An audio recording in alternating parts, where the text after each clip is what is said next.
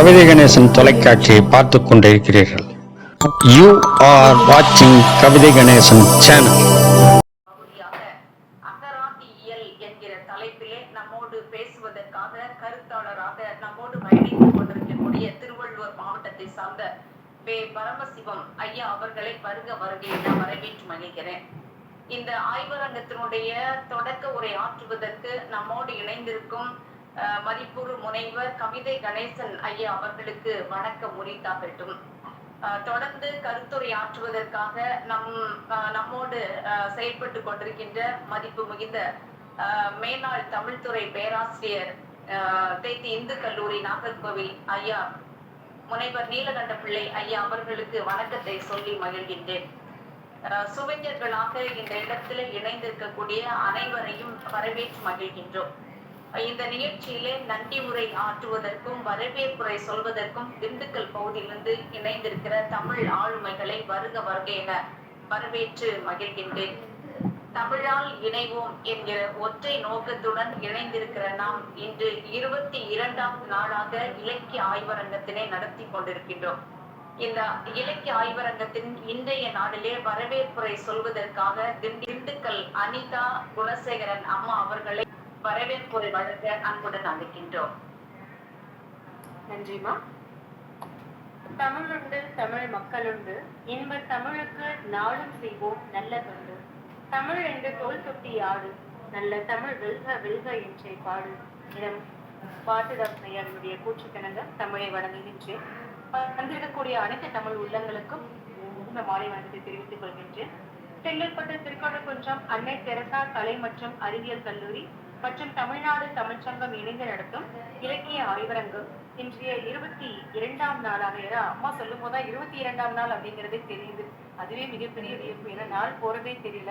இடையில ஒரு 3-4 நாட்கள் என்னால கலந்து கொள்ள முடியாத ஒரு வருத்தத்தையும் தெரிவித்துக் கொண்டு இன்றைய 22ஆம் நாள் மிகச் சிறப்பான ஒரு நாளாக இருக்கும். ஏனென்றால் எப்பொழுதும் போல செய்திகளை அள்ளி வழங்குகின்ற கருத்து கருவூலமாக விளங்குகின்ற ஐயா அவர்கள் கவிதை கணேசன் ஐயா அவர்களுக்கு அவர்களை வணக்கத்தை கூறி வரவேற்கின்றேன். மேலும் இன்றைய கருத்துரை வழங்கக்கூடிய நமது ஐயா அவர்கள் கருத்தாளர் திருவள்ளூர் முனைவர் பரமசிவம் ஐயா அவர்களை அனைவரின் சார்பாக வருக என்று வரவேற்கின்றேன். ஏன் இவ்வளவு சிறப்பான ஒரு நாள் என்றால், எல்லா நாட்களுமே பேசக்கூடியவர்கள் பக்தி இலக்கியம், சிற்றிலக்கியம், மற்ற பல வகையான இலக்கியங்களை எடுத்தாண்டுள்ளார்கள். ஆனால் இன்று அகராதியியல் என்ற தலைப்பில் மிகச் சிறப்பாக, ஏன்னா ஐயா அவர்கள் தமிழ் இலக்கண வரலாற்றில் முனைவர் பட்டம் பெற்றவர், பல ஆய்வு கட்டுரைகளை சமர்ப்பித்தவர், பன்னாட்டு கருத்தரங்குகளில் பேசக்கூடியவர், உலக சாதனை நிகழ்வை நிகழ்த்தியவர், சிறந்த பேச்சாளர், சிறந்த ஒருங்கிணைப்பாளர், தமிழ் வாரதி என்ற வழிவடை தளத்தில் பல்துறை கருத்துக்களை நாள்தோறும் வெளிப்படுத்திக் கொண்டிருக்கக்கூடியவர்.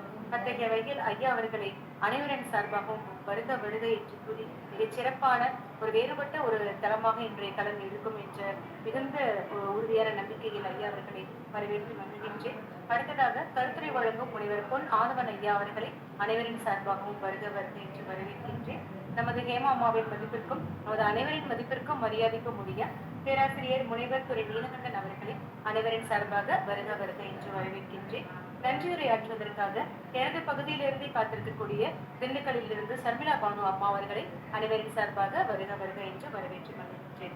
மேலும் இந்த தமிழ் இலக்கிய சந்திப்பில் இருக்கக்கூடிய அனைத்து நல்ல உள்ளங்களுக்கும் தமிழ் சுவைஞர்களுக்கும் இனிய வணக்கத்தையும் அனைவருக்குமான வரவேற்பையும் கூறி மகிழ்கின்றேன். இந்த வாய்ப்பினை எனக்கு கொடுத்த ஒருங்கிணைப்பாளர் தொகுப்பாளர் ஹேமா அம்மா அவர்களுக்கு என்னுடைய மிகுந்த வணக்கத்தையும் நன்றியையும் கூறி வரவேற்கின்றேன். தமிழால் இனிவும் தமிழ் வாழ்க. நன்றி அம்மா.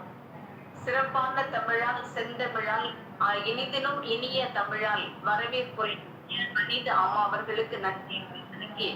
இந்த நிகழ்ச்சியிலே தொடக்க உரை ஆற்றுவதற்காக பண்டோட்டி பகுதியிலிருந்து நம்மோடு இணைந்திருக்கக்கூடிய மதிப்புறு முனைவரும் மதிப்புக்குரியவரும் தமிழ் செம்மலுமாகிய கவிதை கணேசன் ஐயா அவர்களை அன்புடன் வரவேற்கிறோம். வாருங்கள் ஐயா, தொடக்க உரையாற்றுங்கள். தமிழ் வாழ்க. மிக சிறப்பான இந்த பயிலரங்கிலே இணைந்து இருக்கின்ற பேராசிரியர் பெருமக்களுக்கும் பயிலுகின்ற மாணவர்களுக்கும் சுவைஞர்களுக்கும் என்னுடைய பணிவான வணக்கங்களையும் வாழ்த்துதலையும் தெரிவித்துக் கொள்கின்றேன்.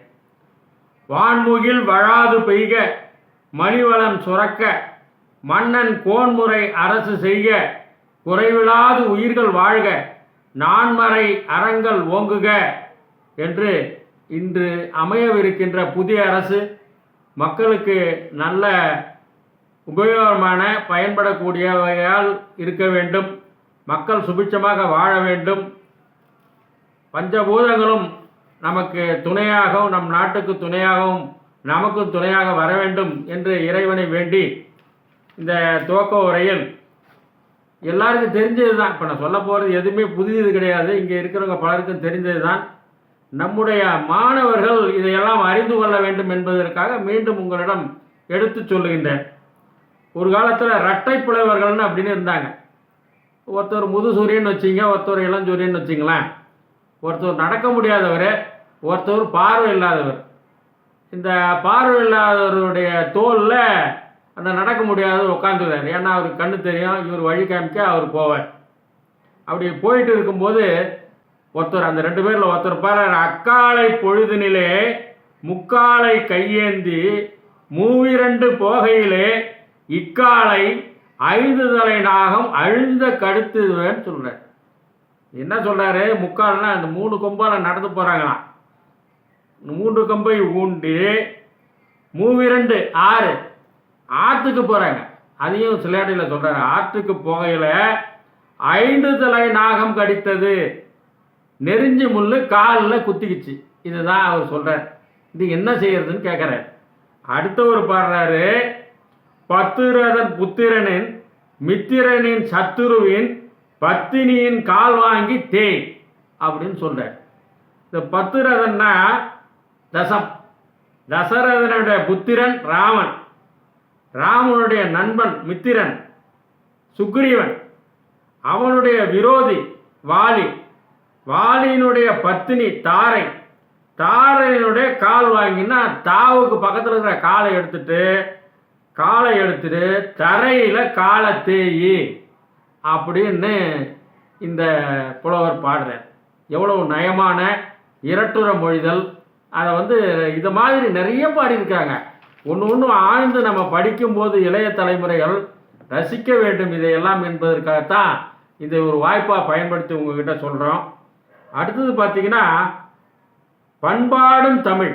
இன்னைக்கு தமிழிலேருந்து பண் இசைகளை இந்த கர்நாடக இசை வாங்கி இன்னைக்கு அது பெரிய இடத்தை பிடிச்சிடுச்சு.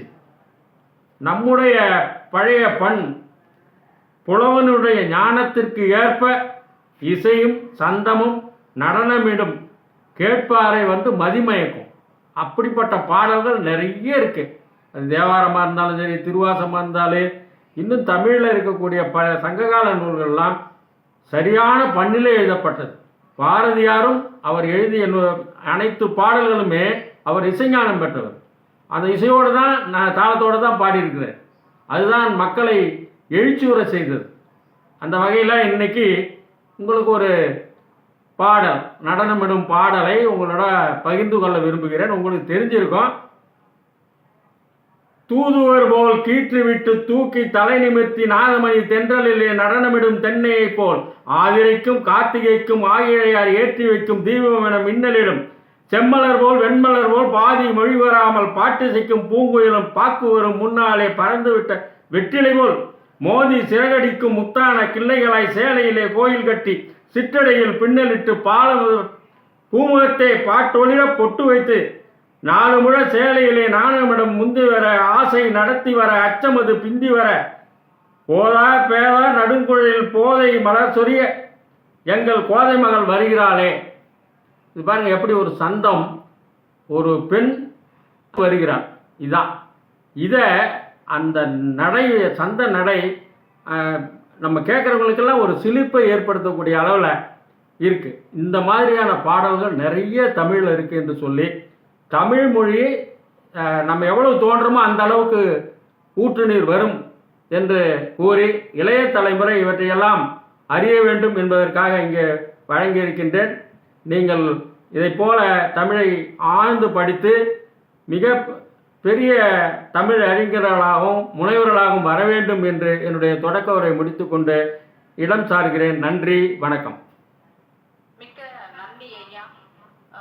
இளைய தலைமுறையினர் நன்றாக தமிழ் கற்க வேண்டும், தமிழின் மீது ஒரு ஆர்வத்தை கொண்டு வர வேண்டும் என்று தினம்தோறும் இளம் இளம் தலைமுறையினருக்கு மட்டுமல்ல பலருக்கும் தெரியாத தகவல்களை இங்கே நீங்கள் பகிர்ந்து கொண்டு வருகிறீர்கள். இன்று இரட்டை புலவர்களுடைய அந்த தகவலை சொல்லி நல்ல ஒரு இரட்டுற மொழிதலை எங்களுக்கு அறிமுகப்படுத்தியிருக்கீங்க.